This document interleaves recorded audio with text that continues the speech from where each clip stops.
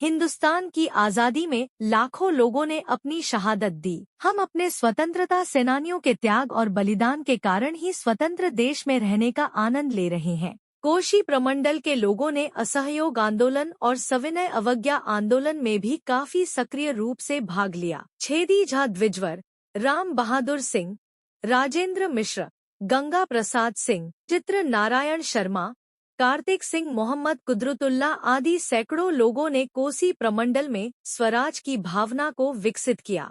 सुपौल के कर्णपुर में लाल बाबा के नेतृत्व में एवं सुखासन में राम बहादुर सिंह के नेतृत्व में नमक बनाकर सॉल्ट एक्ट का विरोध किया गया। अगस्त क्रांति में देश को काफी कीमत चुकानी पड़ी। इसी दौरान 29 अगस्त 1942 को सहरसा के पुरानी जेल के निकट पुलकित कामत, भोला ठाकुर, केदारनाथ तिवारी, कालेश्वर मंडल, हीराकांत झा, धीरो राय, चुल्हाय मंडल को गोली लगी और वे वहीं शहीद हो गए।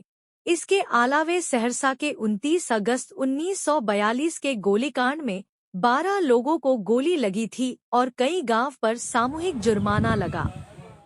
कालेश्वर मंडल के भतीजा अनिल मंडल, जो घटना के प्रत्यक्षदर्शी थे, उन्होंने इस प्रेरणाप्रद घटना का पुण्य स्मरण करते हुए कहा कि बहुत जोर की आवाजें हुई। दूसरा गोली जब चलाया तो उसी में हमारे जो बगल में भाई थे उसको छाती में गोली लगा। ओए इतना ऊंचा ऊपर धड़ाम से पानी तो भागा तो कहे जो ऊपर से जाएंगे तो वो नाली में घुसे। नाली गुरकर वो नाली साफ था उस टाइम में, सीमेंट का बनाया हुआ था मनोहर लाल का। आगे निकले, फिर नरियार होते हुए गंगा लता होते हुए घर तक पहुंच गए। घर तक पैर से खुल जा रहा था तो एक तो औरत कह के हो छोड़ा के पैर से खुल गया। देखली तो तकलीफ हुआ। तब कहे क्या जो इसको कहाँ ले चले, कहाँ ले जाए, हॉस्पिटल ले जाएंगे, हॉस्पिटल में दिखाएंगे, तो कौन ले जाएगा। दादी थी। 10 दिन वैसे ही बीता, ऐसे घाव हो गया। बहुत दिन तक घाव रहा, भगवान की कृपा से छूट गया। इन शहीदों के प्रति श्रद्धा निवेदित करते हुए सुपौल के पूर्व विधायक प्रमोद सिंह कहते हैं, ये स्मरण करने की आवश्यकता है कि देश की आज़ादी की लड़ाई कांग्रेस की लड़ाई थी और उसमें सबसे अहम योगदान राष्ट्रपिता महात्मा गांधी जी का था। उदाहरण स्वरूप हम एक उदाहरण ले सकते हैं कि गांधी जी का असहयोग आंदोलन और व्यक्तिगत सत्याग्रह के बारे में तो पंडित जवाहरलाल नेहरू, सरदार वल्लभ भाई पटेल भी गांधी जी को मनाने के लिए गए थे कि बापू ये कैसे संभव होगा कि एक व्यक्ति झंडा लेकर के निकले अंग्रेज से लड़ाई करने के लिए, देश के हर भूभाग से, हर कस्बे से, हर कोने से, और वहाँ के पुलिस प्रशासन के बीच में जाए तो वो तो मर जाएगा, मार देगा, वापस चला आएगा। सो इस पर विचार कीजिए और आपस लेने की आप कृपा कीजिए, व्यक्तिगत सत्याग्रह। लेकिन गांधी जी की दूरदृष्टि थी, गांधी जी नहीं माने। गांधी जी कहे जो ना, इसको हम वापस नहीं ले सकते।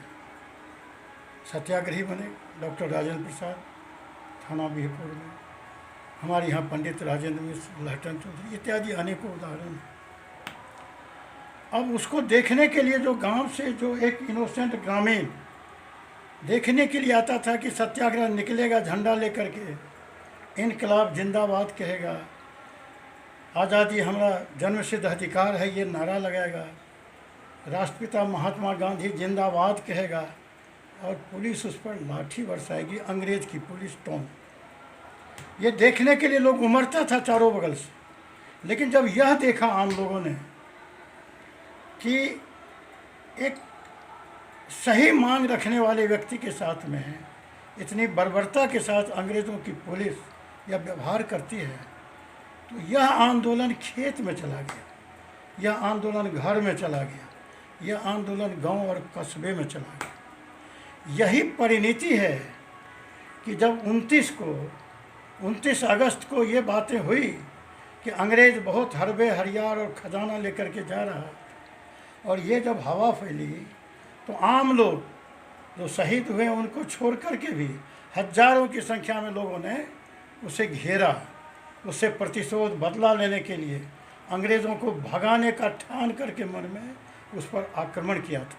अंग्रेज़ गोली चलाई, कुछ लोग हमारे शहीद हुए, उनका तो नाम है शहादत की सूची में। लेकिन बहुत सारे लोग जो हमारे बीच से गुमनाम शहादती हैं, गुमनाम स्वतंत्रता सेनानी हैं, उनको भी साथ करके जो शहीद हुए हैं हम उनके प्रति श्रद्धा सुमन अर्पित करते हैं। और हम आशा करते हैं कि समूचा देश, भारत जब तक है, चांद सितारा जब तक है तब तक भारत है, और जब तक भारत है तब तक भारतीय उनके ऋणी रहेंगे, उनके सेक्रीफाइस के ऋणी रहेंगे, उनके त्याग और बलिदान के ऋणी रहेंगे। इन्हीं के साथ मैं उन्हें पुनः श्रद्धांजलि अर्पित करता हूँ।